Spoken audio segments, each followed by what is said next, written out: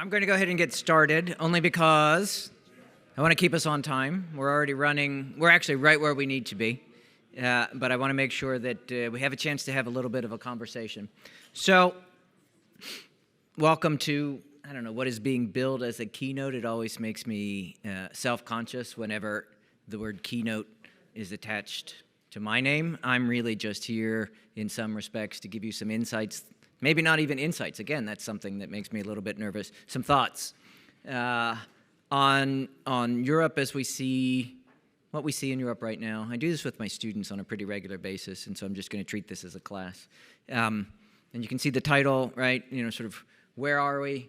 What now and what next is what I came up with. And if you had a chance to look at the blurb on the online version of the program, you'll see that I laid out a number of different kind of rhetorical questions that I'd like to touch on today.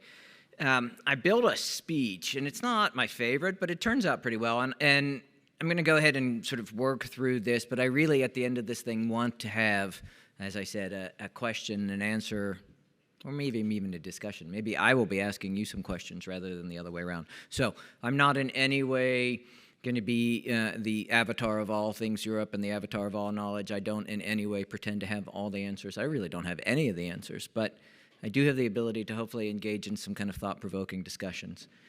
So we'll just sort of start from that premise. Also, I'm here in my capacity as the director for the Center for European Studies and as a faculty member in the government department and in the International Relations and Global Studies major. But the words and opinions expressed here are mine, right? And so if you have any issues with that, don't hold UT responsible. You can carry those with me. So let's talk for a bit here. So we'll get into the formal part of things. So right, in 2026, Europe stands at one of the most pivotal moments in recent history. War rages on the continent in Ukraine. Violence and instability in Iran threaten to spill across borders. A resurgent and arguably unbound the United States is reshaping the global order according to its own vision. Inside the EU itself, democratic backsliding, polarization, and economic stagnation challenge the very foundations of the European project. This is not a time of one crisis. It's been called a polycrisis, and it's happening all at once. Moreover, these challenges aren't isolated. They are interwoven, interconnected, and interlocking. And if we understand them in that way, we can inform decision makers and we can allow decision makers to design responses that follow the same pattern, responses that follow and reinforce one another instead of pulling us apart. So in this discussion, I want to explore three related ideas. First, how Europe's security, democracy, and prosperity are interwoven. Second, how Europe's fate is interconnected with Ukraine, Iran, and the United States. And third, how transatlantic policies must become interlocking, mutually reinforcing policies, mutually reinforcing pieces of a coherent European strategy. So, we talk about European security. I teach this class every fall. I teach a class called The Comprehensive Notion of European Security to 80 undergraduates every fall. And we spend a lot of time unpacking the notion of European security. But we also talk about European democracy, and we talk about European economic growth. And oftentimes we talk about these things as if they are three separate agendas, three different meanings, three different sets of experts, three different policy portfolios. But in reality, they're interwoven, right? I love metaphors. I live in a world of metaphor and analogy. My students often do this. You know what metaphor is coming up, right? The interwoven strands of the same fabric. That is a terrible, terrible metaphor. I am not going to torture the, sort of Persian rug metaphor beyond what it needs to be, but it's not entirely wrong, right?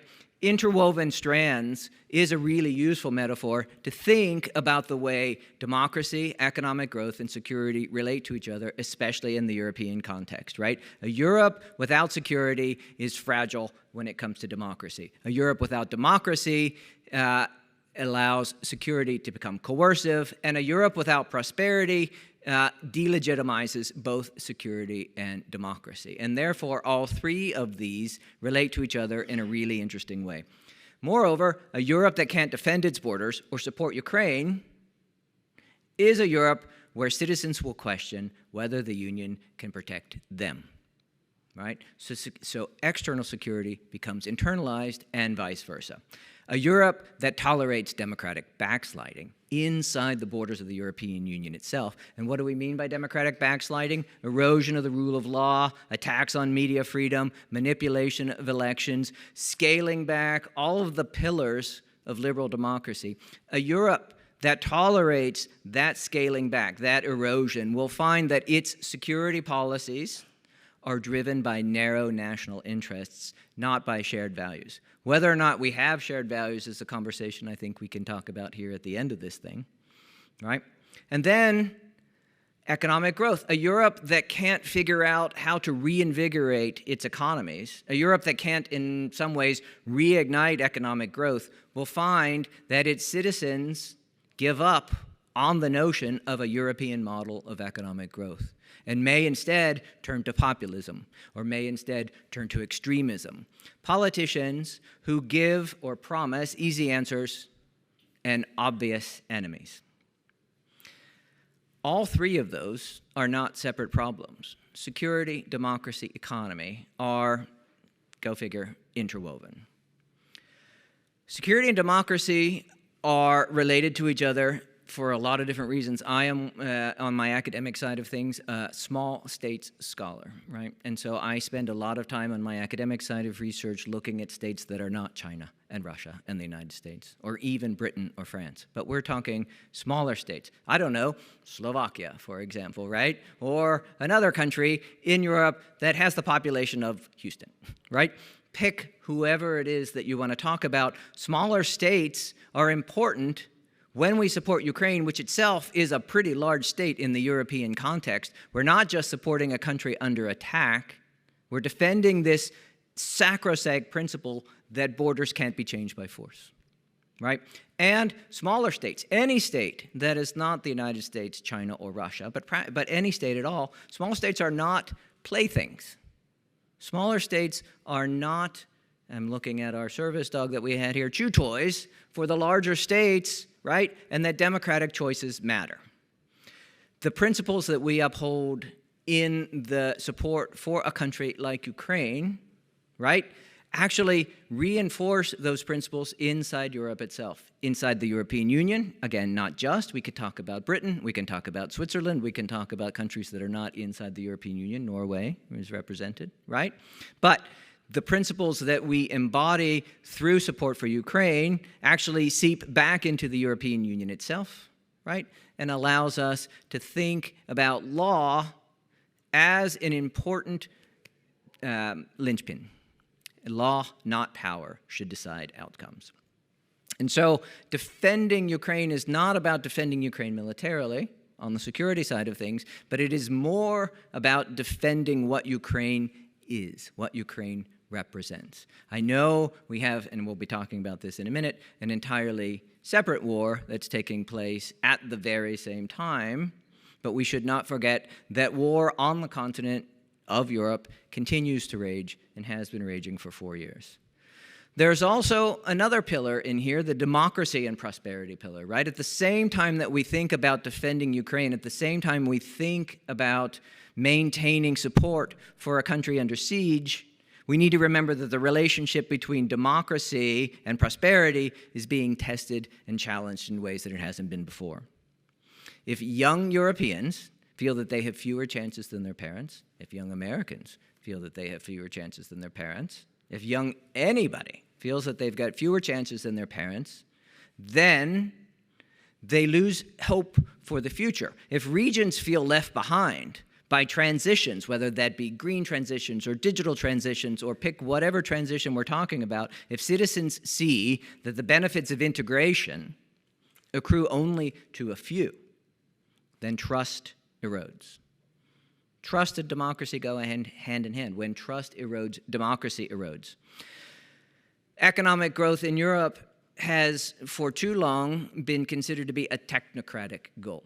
again, I teach this stuff on a pretty regular basis. We just spent time last week talking about a concept called spillover, the notion that solutions, problems solved in one area create problems in another area that require technocratic or supranational solutions. And that's the traditional model of economic growth. That's the traditional model of understanding economic growth in Europe, but it may no longer hold true. It may no longer hold in the way that it did for the last 50, 60, 80 years. That's a conversation for policymakers who are working on the way in which to, how to reignite economic growth. What I want to focus on is that economic growth in Europe is a democratic necessity, right? Economic growth funds the European Union. Economic growth funds member states' social welfare states. Economic growth funds investments in education and innovation, right? It gives people a stake in the system. And so you can't ignore economic growth. You have to keep it at a centerpiece. And then the last piece of this is the relationship between prosperity and security, right? Prosperity depends on security. As we see in the last month, as we're watching the stock market indices around the world gyrate, thanks to global events beyond investors' control, investors do not commit capital into uncertainty. Many of you, I'm speaking at the Texas Europe Business Summit. I'm not telling you anything you don't already know, right? Supply chains don't flourish in instability. Energy transitions don't advance among constant geopolitical shocks. So, when we talk about security, we have to talk about the lockstep relationship between security and prosperity. When we talk about rebuilding Ukraine, we have to talk about diversifying energy away from hostile suppliers, right? We have to talk about securing infrastructure from cyber attacks. We have to talk about foundations, essentially, of long-term economic prosperity. This is security way beyond guns and bombs. This is economic security. This is political security. This is societal security, right? Broadly speaking, you could call this human security.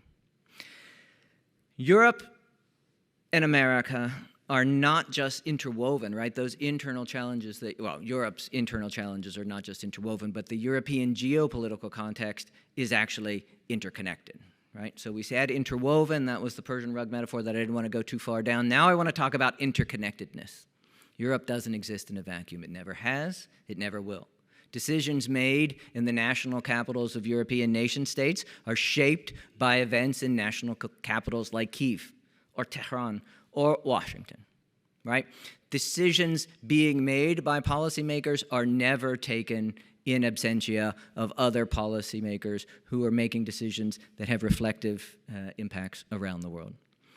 The war in Ukraine is not a distant conflict. It may be on the European continent against the European state, but it has direct implications for Europe's security architecture. It drains European resources and attention the longer it goes on, and it drains European ability to concentrate on the future because it invites, if Europe chooses to act or to not act, it invites at least the potential of further aggression.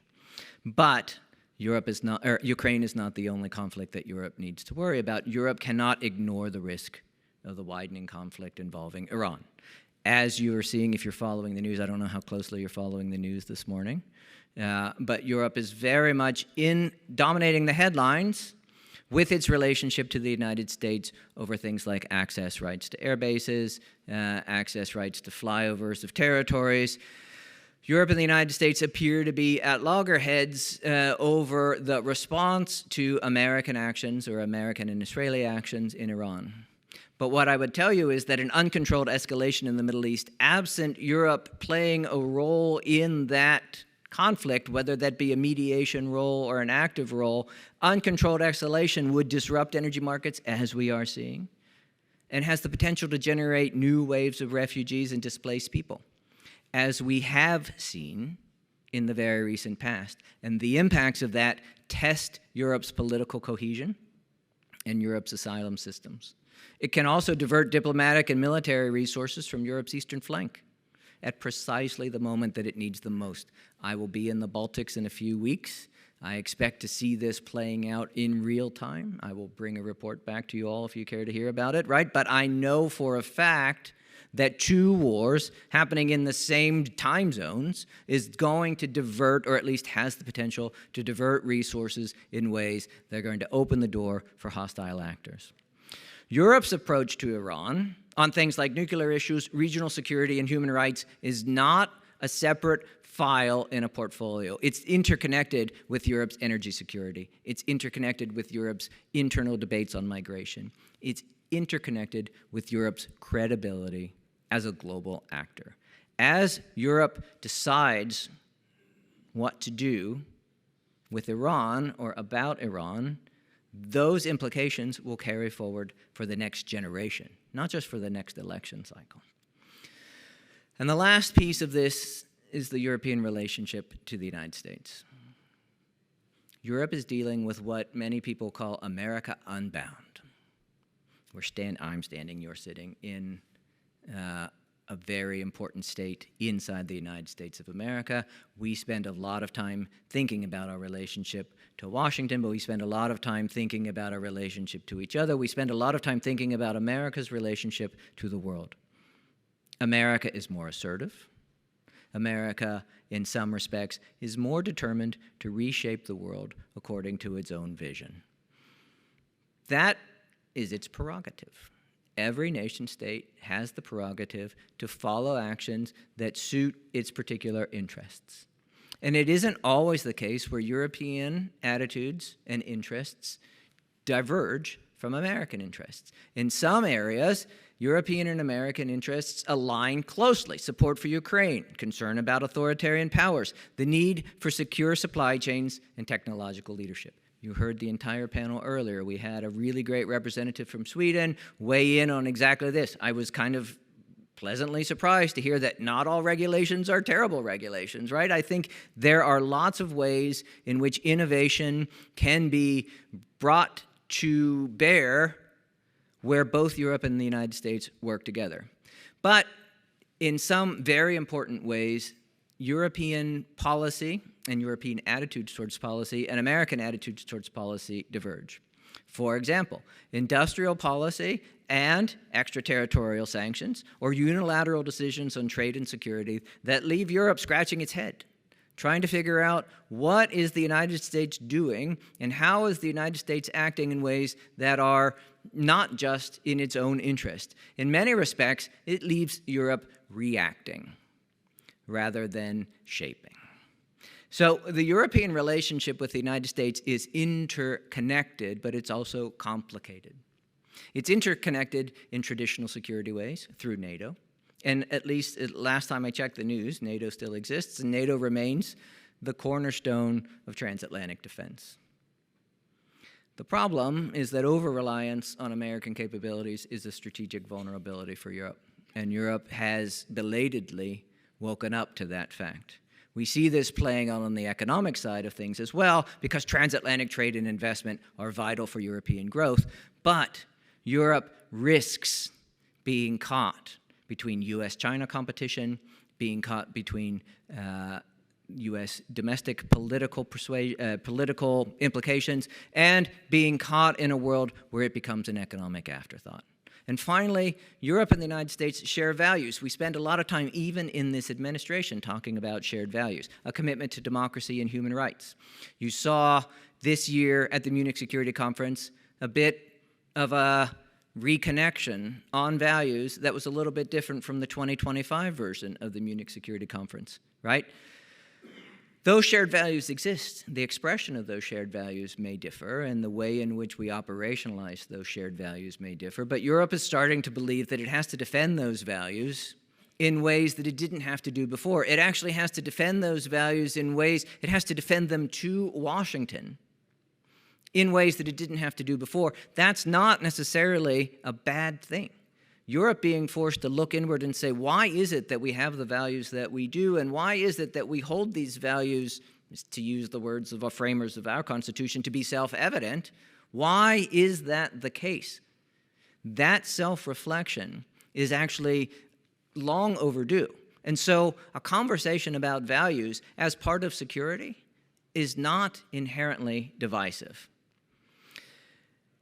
The world that we live in now, with an America unbound and a Europe trying to figure out its place in the new relationship, isn't necessarily something where we don't have to accommodate the United States of America. Europe doesn't have to accommodate the United States of America passively. It's a partner. And Europe has to engage with the United States of America on an equal basis, sometimes aligning, sometimes balancing, sometimes asserting its own interests and identity, but doing so in a way that inspires confidence that it is an equal partner, or at least a reasonably equal partner in the relationship. The last piece of this relationship, right, interwoven, now we're going to talk about interlocking, right, and the way in which interwoven, interconnected. I knew I had the other I just came up with this last night at about 3 a.m., so forgive me for putting this all together in a few hours. Interwoven, interconnected, and interlocking. Interlocking the United States and the European Union, or Europe broadly speaking, means designing policies that reinforce each other. Progress in one area strengthens progress in others, rather than creating new vulnerabilities. We do this in a number of different ways. First, the United States and Europe need to come up with an interlocking security architecture. This is something I spend a lot of time thinking about. This is something I spend a lot of time trying to understand if there is one. An integrated European security architecture implies a design in the system that is not just an ad hoc arrangement of what works now and what might work in the future. It is a relationship of the disparate parts coming together for a unified whole, where European defense capabilities are strengthened in ways that complement NATO, not duplicate it, so that Europe can carry more of the burden, here's the important part, with or without full American engagement. Europe has to be able to understand its security needs, to operationalize those security needs, and carry those out in as big a way as possible, in as great a way as possible, with or without full American engagement.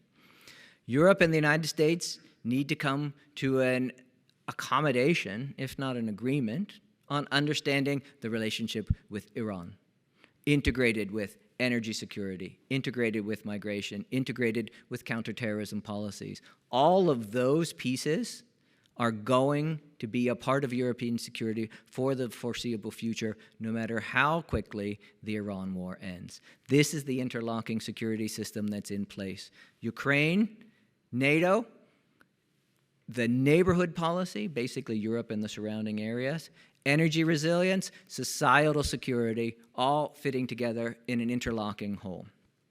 We also have to talk about interlocking economic security. Again, transitions are not something to be feared, they are something to be understood, and they are something to be worked toward. And so if we're talking about transitions like the green transition or the digital transition, we need to link those to industrial competitiveness, not to deindustrialization. We need to understand strategic investments. Again, we are here talking about strategic investments, energy, technology, infrastructure, so that dependence is no longer created, or even worse, reinforced, but actually mitigated. And finally, we have to think about trade policy and trade alignment, so that European trade aligns with not just its values, but also its security, so that vulnerabilities are not imported into Europe, but rather mitigated and reduced. All of this together allows Europe and the United States to create a relationship that is much closer to mutually beneficial than it is subservience. The last piece of the relationship between this, where are we now and what comes next, is the democratic agenda. Europe has to confront its pernicious problem of democratic backsliding. It's not a marginal issue. It is, in many respects, a core strategic threat. It is an identity security issue. I talked about traditional security. I talked about economic security. I talked about societal security. Now we're talking about identity security, right? Rule of law mechanisms are not just nice to haves. They are a necessary and sufficient condition for a modern nation state to exist and to serve the needs of its people.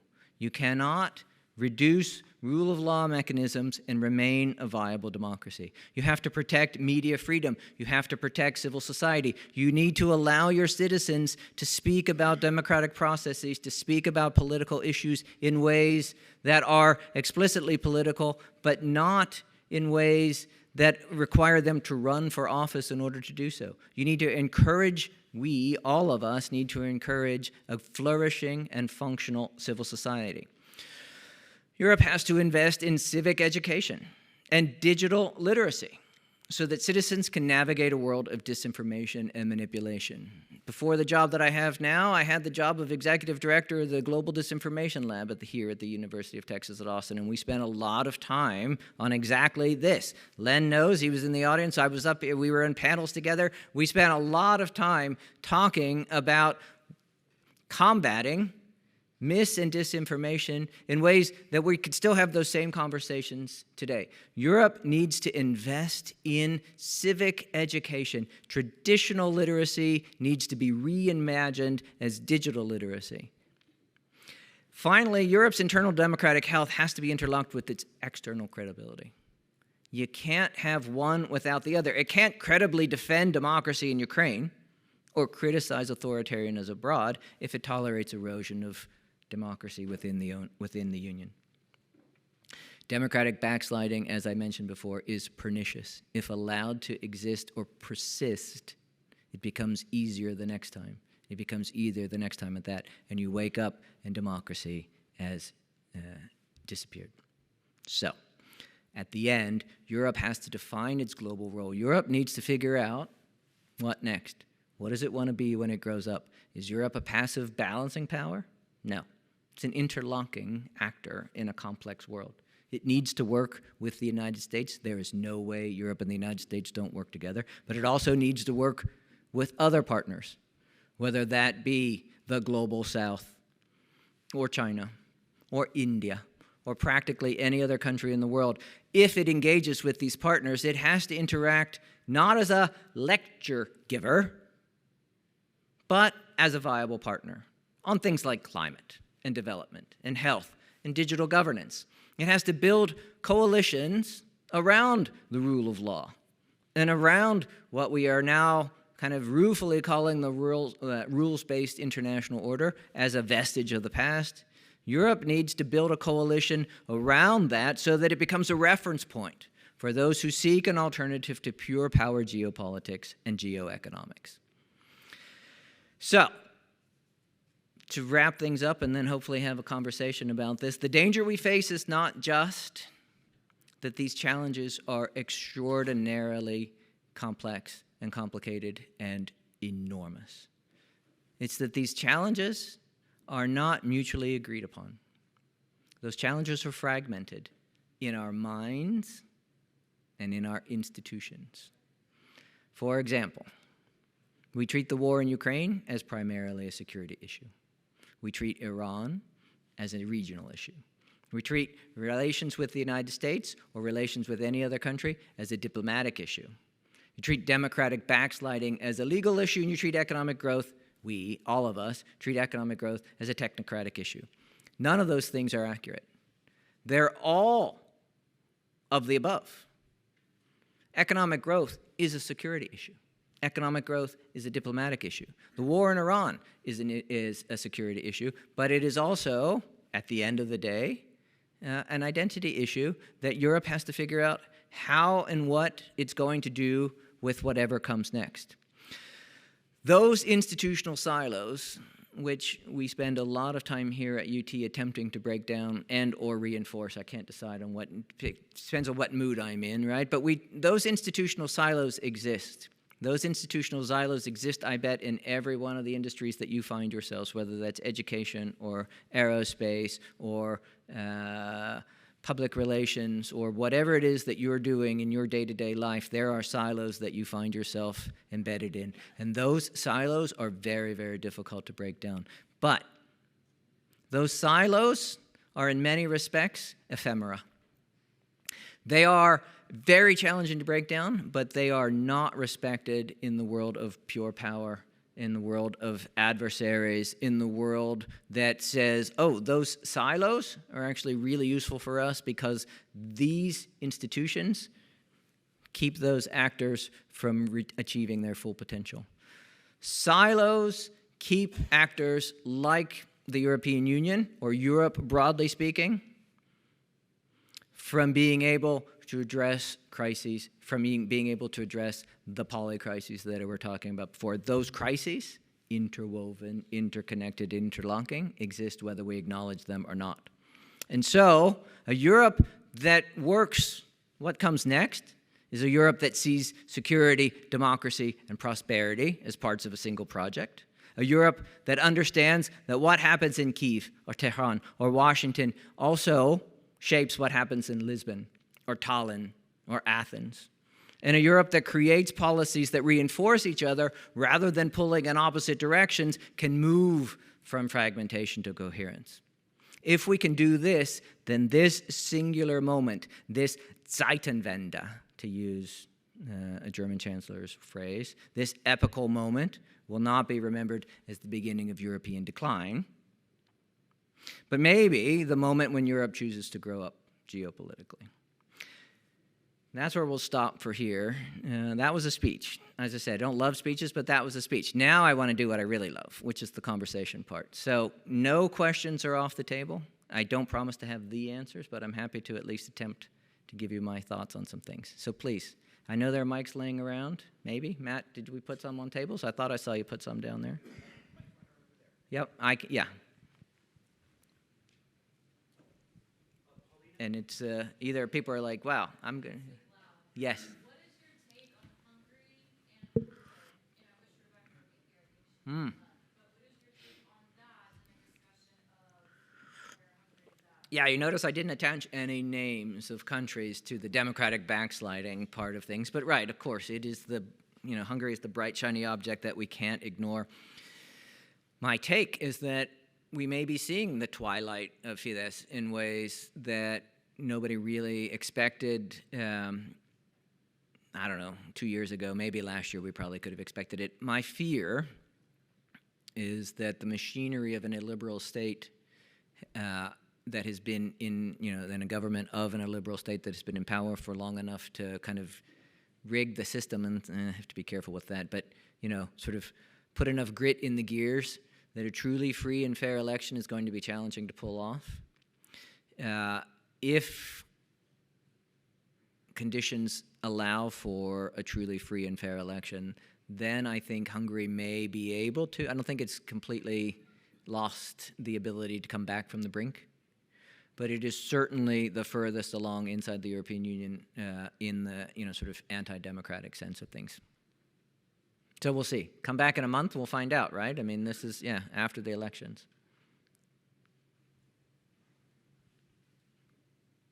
Yes, ma'am. If we're talking about Hungary, what about recent elections within the last year or so in other European nations, such as in Poland and Czechoslovakia and others, even in the UK and Germany, where there is a trend towards the right, yes. and that evolution. Where do you think the state of democracy is overall? So, a very important qualifier, I suppose, is that a vote for the right is not a vote for anti-democratic parties, right? So we have to, it is, and what we're seeing. I mean, so it's really interesting. You brought up Poland. Poland has been interesting in the sense that they actually put right. I mean, sort of the government in Poland, in many ways, is a potential, sort of precursor for what Hungary could be, right?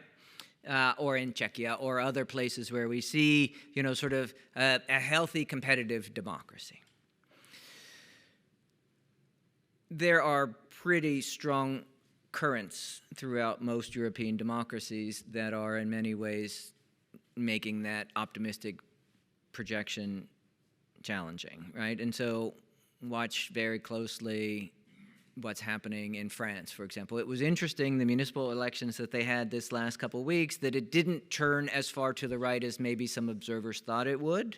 There were some indications that it was certainly more right than before, but the money going towards the, I don't bet on Polymarket or Kalshi or any of those sorts of things, but the money saying that a hard right victory in France, it's still more likely than not next year, but it isn't a guarantee.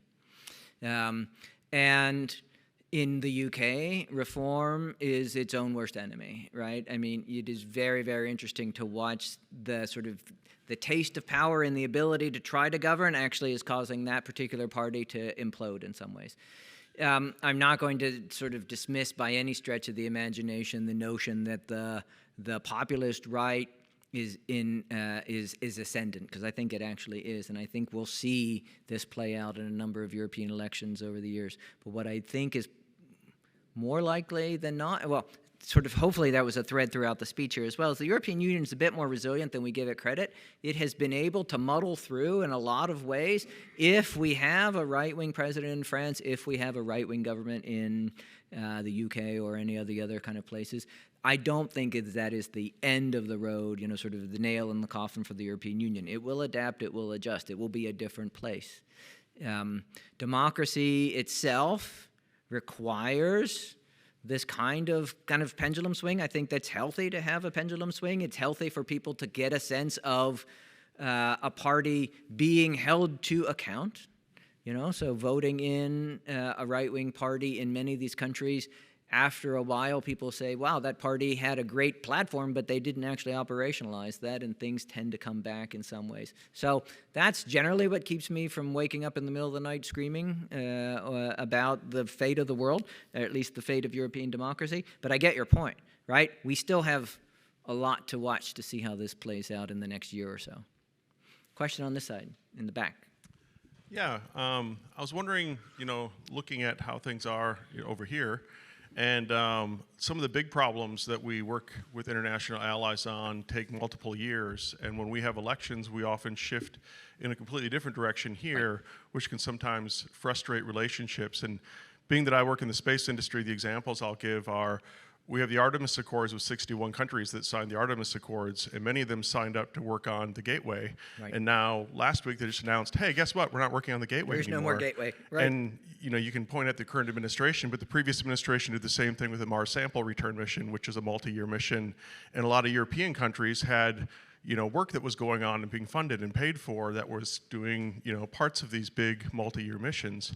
How can we get more continuity at the U.S. government level, not just for space, but other big problems that take multiple years when we do get such a shift every time we have an election? Yeah, that's a really great question, and is so far beyond my area of competence. Although I have a great sort of amateur interest in space policy, and I care about it very deeply. But I think to answer the question without getting too deep onto the stuff that I don't know anything about, that's never stopped me before, but I'm going to try very hard to hold back off of that one. But on the policy side of things, you're absolutely right? The policy window has shrunk in a way, right? I mean, because if you think about the 50 years back, or even 40 years back, as a lot of the policies you're talking about, the genesis of those policies were put into place, whether that is space policy or tech policy or energy policy or these sorts of things. Those policy windows tended to, in many respects, transcend individual administrations, whether they're American administrations or European domestic politics administrations, because there was some kind of larger purpose. Was it, for example, the ideological struggle that we collectively call the Cold War? I think that was a part of it, right? Was it something else? Those first 30 years after the end of the Cold War, and I still can't believe I'm saying that. I think the Cold War ended yesterday, but no, it turns out it's been a very, very long time ago. And those first 30 years, we were still trying to figure out what came next, and that kind of inertia from the ideological struggle of the Cold War allowed Europe and the U.S. to still collaborate on kind of these big picture policies. But now we're way past, right? The Cold War is as far in the past as World War II was from Vietnam.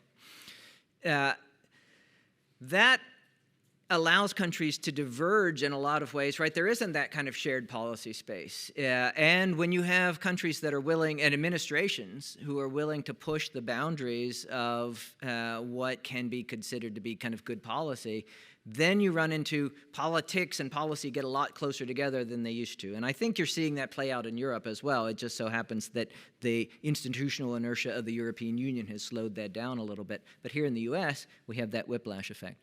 So, how do we get past that? I have an answer, actually. The answer is I think we have to come up with a sort of shared common purpose in a way that allows the two entities, whether that be the European Union and the United States or individual nation states of the EU, although I tend to think the EU is the right place for this, to come up with some side of shared goal.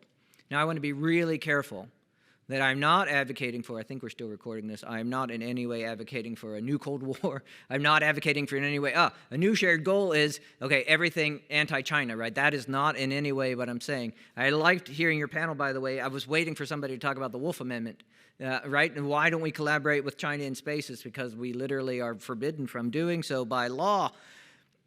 Let's maybe figure out ways to get past the find the new enemy and collaborate that way. To me, that's a very fragile kind of cooperation. That is, it's kind of a brittle form of cooperation because as soon as the enemy disappears or the adversary disappears, you no longer have any reason to cooperate. Arguably, that was the Cold War. So maybe we figure out a way to sort of proactively work together. Easy for me to say standing behind a podium, but I think that's the answer, right? What that is it Mars?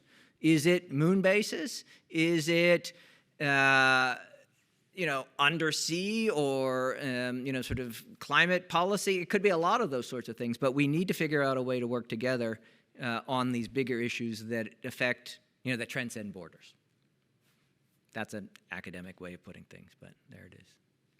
Other questions? Sir. What is your perspective on the Trump administration and how, the policy and how, the agenda, certain policies, certain statements made by him, how that has impacted the relationship between the United States and the European Union? And what does that mean for, I suppose, the future, the next president? Right. Every president represents a constituency, regardless of whether that president is President Trump or President Biden before him or President Obama before him, and those constituencies change, right? And those constituencies aren't always aligned in ways that you might expect, right?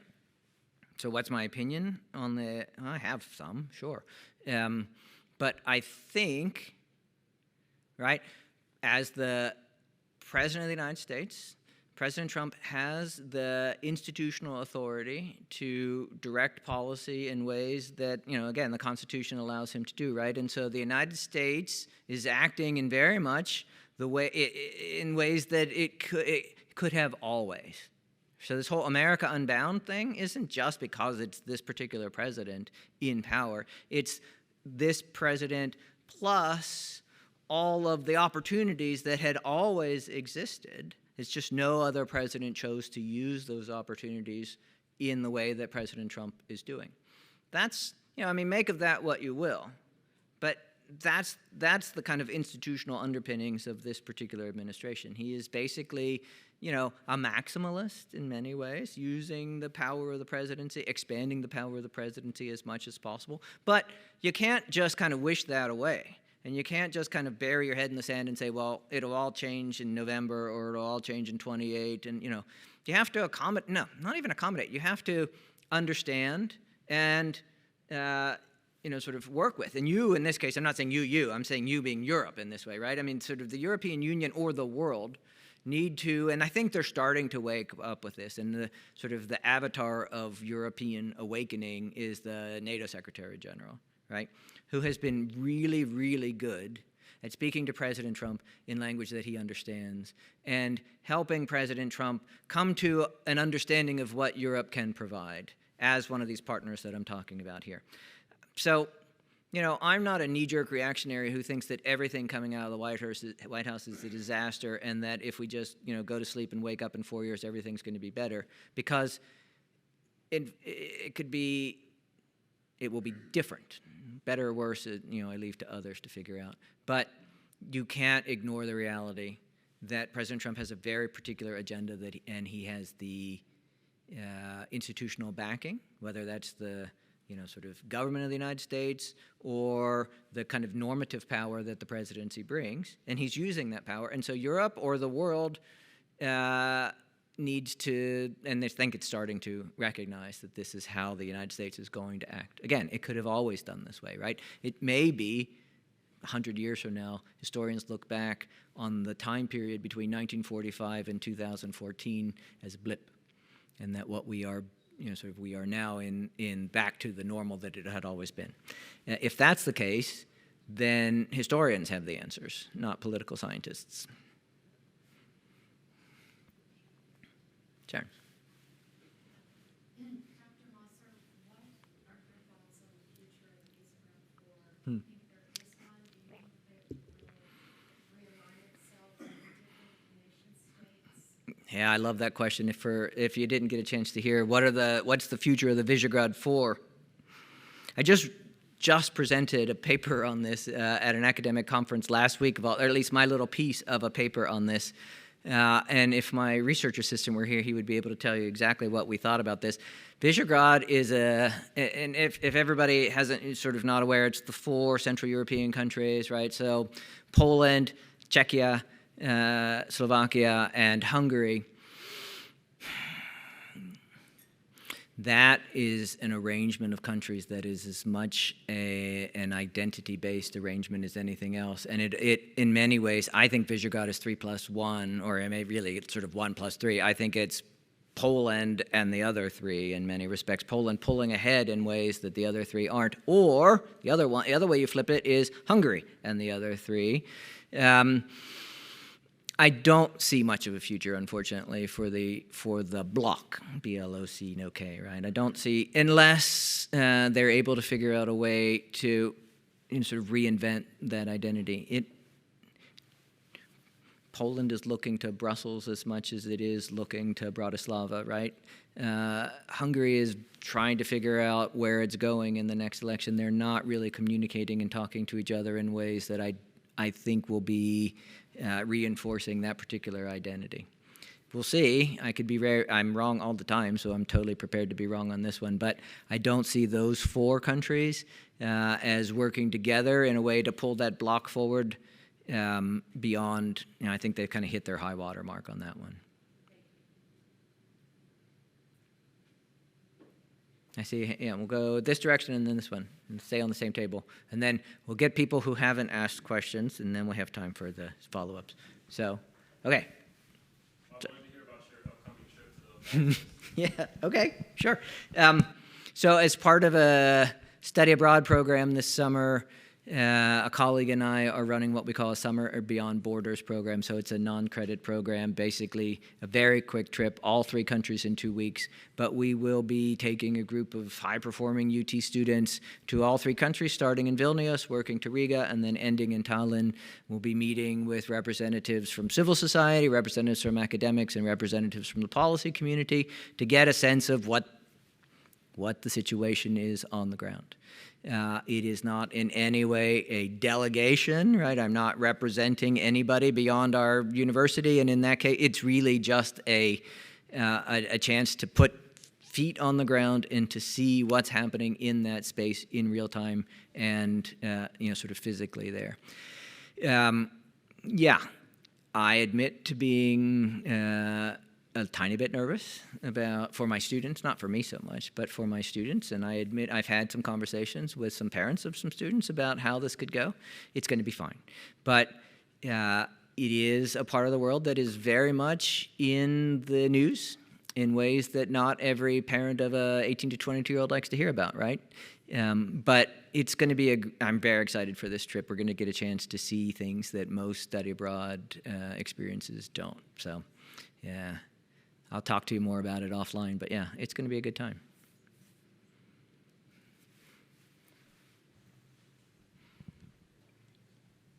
From what you mentioned, is it working? Yep. Oh, sorry. I hear you just fine. From what you mentioned, there's a lot of systemic friction that has happened in the United States, over to Europe. Yes. It's created a lot of shadows, and like you said, you're hoping that what doesn't keep you up late at night is that it rights itself, but those shadows have already been created. What are your thoughts on it actually spilling out outside of the EU if we can't correct it? Yeah.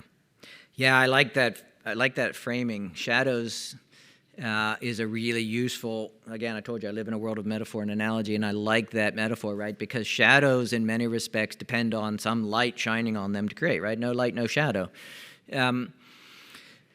I tend to think about, and do you remember, some of you, I know there's a whole entire age range of things here, but those of you who at least have probably, everybody's been on YouTube at some point in their lives, right? You can find kind of imagery that was used in the run-up to World War II of an ink blot that spread across Europe. You ever seen these videos? They're old, animated, hand-drawn, sort of cartoons, and it would be an ink pot. People used to write with fountain pens, right? And so they would dip the pen, anyway, the ink pot would spread, and whatever color, and it depended on what side of the ideological spectrum the animator was. So if they were on the right, that color of the ink was red, and if they were on the left, that color of the ink was black. But either way, the point was that these ideologies were spreading across Europe and destroying, those fragile democracies of Europe pre-World War II. Because you have to remember, a lot of those democracies only came out of World War I.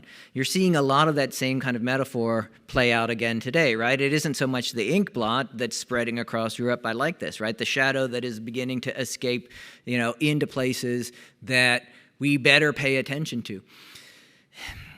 It's not inconceivable that the world of 2028, 2029, 2030 is better than the one we're in right now. It's actually, it is absolutely possible that there is, at some point in the reasonably near future, a democratic Iran.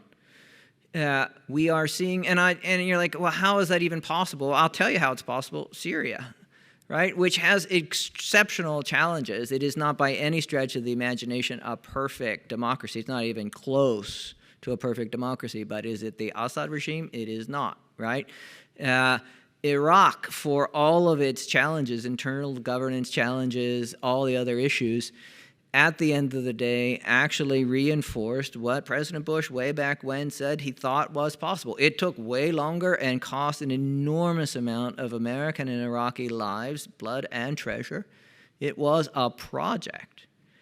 But that project has paid off in ways that not enough people kind of understand, or at least give credit to. So is it possible for those shadows to spread and for the rise of the right and for anti-democratic possibilities? Are we back in a world of the 1930s where sure, but it is just as possible that some of that optimism that comes out of the kind of conversations we're having here, the ability to get behind the headlines and to talk about interactions that take place lower than those, missives coming out of the White House or on Truth Social, or pick wherever it is, sort of ideological broadsides going back and forth. If you dig deeper than that, you can see at least the possibility of a future that isn't quite as dire as I think some folks are kind of laying it out to be. There are people whose entire livelihoods are based on projecting the worst possible outcomes. The algorithm-driven world that we live in, yeah, that's how you generate, pick whatever, clicks, revenue, whatever it is. There are there are things taking place behind the scenes that I think give me a little bit of optimism that we may not end up in a world of 1935 all over again. I hope. Again, that's what keeps me, that helps me sleep at night. What are we doing? And we can do one more. Do you have another one? Go for it. I was curious just about kind of the state of security, especially in Northern Europe, with the overtures towards Greenland, Yep. Denmark's Right. entity, and so just wondering kind of how, from a European perspective, has the position on security in Northern Europe in particular Yeah. shifted? Well, Greenland was a wake-up call to a lot of Europeans who were not having this, what I was just talking about, this hope for the future. It was a wake-up call to folks who were sort of naively thinking that all this is fine. and of course, what was very interesting is that the Danes, I mean, there was this fascinating story that came out in some news media that I was reading last week talking about the Danes don't agree on much, as it turns out. There are massive divisions inside Denmark politically. But what they did agree on is that Denmark should not be invaded by the United States, a NATO ally, and, sort of forcibly removed, right? And it allowed Mette Frederiksen to lose less badly than she would have lost otherwise, right, in the elections last week. So that wake-up call was very interesting. I think what you're seeing, if you want to sort of think about Northern Europe as a region, and we just had a Northern European participant here in the last panel. If you hadn't had a chance, you should reach out and talk to Per Johansson about the way that he, his part of Sweden, which is, sort of not Stockholm, sees what they call the high north, right? There is a great deal of agreement, and that's the crazy part about Greenland, is like there is a great deal of agreement that the threat is very obvious, right? And that, we, Europe and the United States, should be working together on these sorts of things. And I think that is one of the things that Rutte, but also the way that the Danes responded, sort of brought President Trump, kind of crystallized some things in his mind. The Finnish and Swedish accession into NATO allowed NATO to reinforce its northern flank. The Swedes have the best submarines in the Baltic. They are literally designed for shallow water operation. They have Gotland, the island, which essentially is a sort of embedded aircraft carrier. It's really, really great to have Sweden in NATO, and it is exceptionally good to have Finland in NATO because, of course, it has a giant border with Russia. That already concentrated the minds. I think what happened was the rest of Northern Europe thought, okay, good, check the box, right? Finland, Sweden are in, problem solved. What they forgot was NATO is an alliance that has a very powerful actor that has its own interests. And so now they realize that, again, it's a polycrisis. It's a multifaceted problem. They have to accommodate not just defending against Russia, but also accommodating a United States that has its own agendas. So I like to say that it concentrated the mind.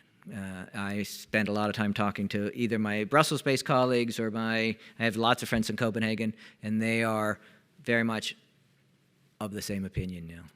I'm starting to get the hook here, the ideology, get off the stage, mister, and that's fine. I will be around for a tiny bit, and then I've got to go teach my afternoon class. But thank you for your attention, for the great questions and comments. I didn't see anybody storm out of the room, so that wasn't so bad. And thank you again for your attendance at this thing. I did this morning on the welcome, but I'm going to do it halfway through.